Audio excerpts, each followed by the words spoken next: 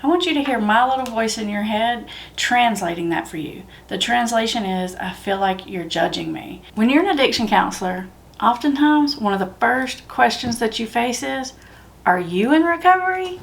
People want to know if they can trust you, if you're going to understand them. And to be honest, early in my career, I used to be really scared about this question. I was actually pretty insecure about the situation. And honestly, I would try really hard to avoid it. Because not only am I not in recovery, but when you go to counseling school, they teach you basically nothing about addiction. Okay, actually, you do take one class that's on addiction. And what I can remember from that class is I do remember we learned the Jellinek disease model of addiction. And I do remember that we had to go to some 12-step meetings and kind of like write a report on it. But that's basically it. Are you serious? So just imagine it. Here I am, a baby counselor, barely probably like 24, just out of grad school. And one of my first assignments is to build and implement an intensive outpatient program for adolescents. Essentially, that's dealing with teenagers who have drug problems. And guess what? I was pretty much thrown into that by myself. Yeah, just me and a big old group full of teenagers who have drug problems. Sink or swim.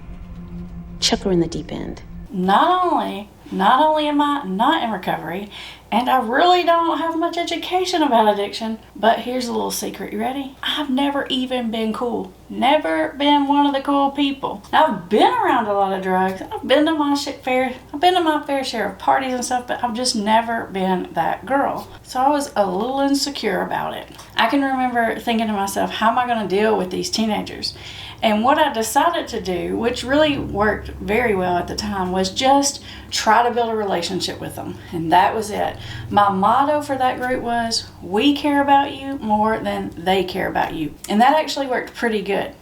And I had a secret system for when the kids asked me if I was in recovery. When they would ask me that question, I would say this. I would say, you know what? I'll tell you my whole story when you graduate this program. Because when kids graduated the program I ran, they got to come back as mentors. So I basically am like, when you're a mentor, I'll tell you all about it. It's a hilarious story. I'll tell you later, okay? Now, by the time they got to be a mentor, it really didn't matter to them much anymore because we're pretty bonded and connected at that point.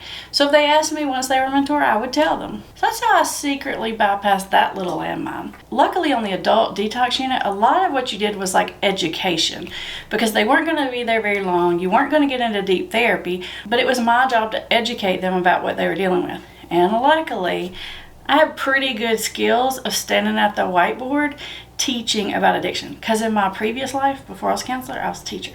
So I kind of had an ability to engage people that way. And at the time, that worked out for me pretty well. People really liked me. People really liked coming to my classes. And at that time, I knew so much about addiction. I was teaching them things they had never even heard before. They're like, wow, she must be in recovery because she knows everything about addiction. And I just let it pass. Now, I will tell you this one little side note.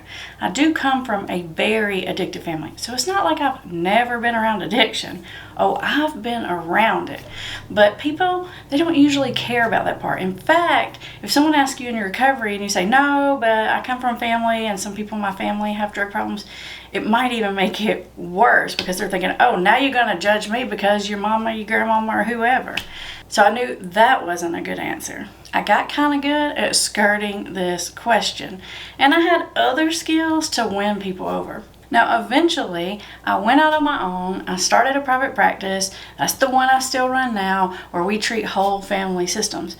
And these days, I'm actually not insecure about the question at all because I've come to understand something really, really important. When someone asks you if you're in recovery, what they really want to know is if you're going to judge them and can you understand them. And after a long time, I've actually come to feel that not being in recovery is really my superpower. Now let me explain because I know that's quite a big shift. I think not being in recovery actually helps me a lot. Number one is I didn't feel like I knew everything. So literally I studied more, read every book, like literally know the science of it, like way more than most people because I felt like I had to do something to compensate.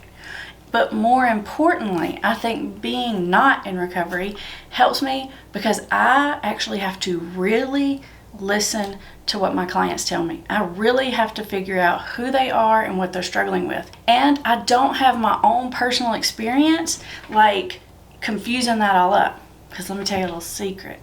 I find that a lot of people that are in recovery that are addiction counselors have a hard time separating their story from their client's story. I can't believe you said that. Because they project everything they went through onto the client. Now, I'm not saying that people in recovery are bad addiction counselors. Actually, some of the best addiction counselors I know are in recovery. I'm just saying that this is a pitfall that if they're not careful of, they can fall into. I've seen it happen a million times. In fact, I've trained a lot of addiction counselors, and I've seen this a lot. Because when you're in recovery, you come into the situation thinking you know everything, you've been there, you know what they're thinking before they say it, and that can actually be a big block, causing you to not listen. When I get a new client, my entire mission is just to understand them.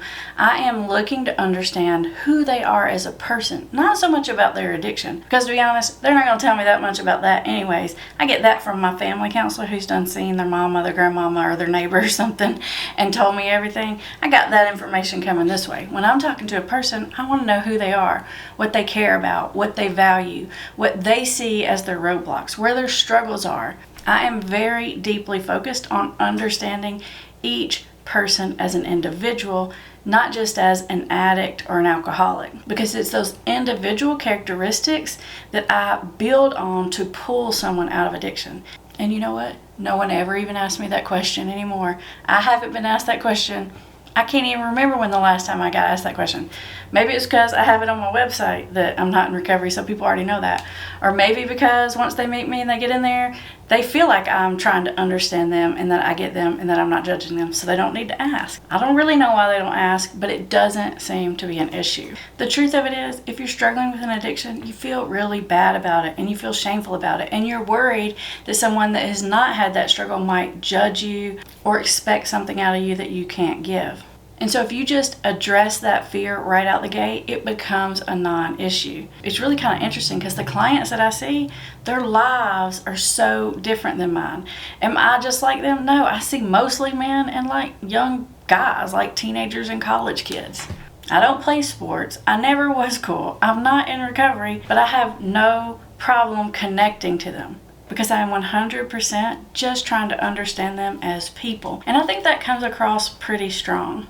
So if you've got an addicted loved one and they have a tendency to tell you that you just don't understand, maybe what that really means is they want you to just understand them more as a person. The next time someone tells you that, just say, you know what, you're right, I don't, but I want to. Once again, that's the right answer. And ask questions and be curious and try to see them for more than just an addict or an alcoholic. Maybe you haven't had an addiction, but you've probably been through some really hard stuff, and you can use your experience going through really hard stuff to connect to them. And you've probably even had problematic behavior patterns that you do over and over and over, and even though you know you shouldn't, you keep doing it. You can find something from your life to help you connect to the difficulty of overcoming these patterns. The next time they tell you that you just don't understand what they're going through, I want you to hear my little voice in your head translating that for you. The translation is, I feel like you're judging me. Once you understand what the person's really trying to say, then you can address the real issue. Now, once you've built a connection with someone and there's a level of trust there, then you can kind of move on to the work of helping them to overcome that addiction. And in order to do that, you're going to need to know how to motivate them, which is why I want you to watch these videos next. I'm putting them right up here, all in a nice, neat playlist for you.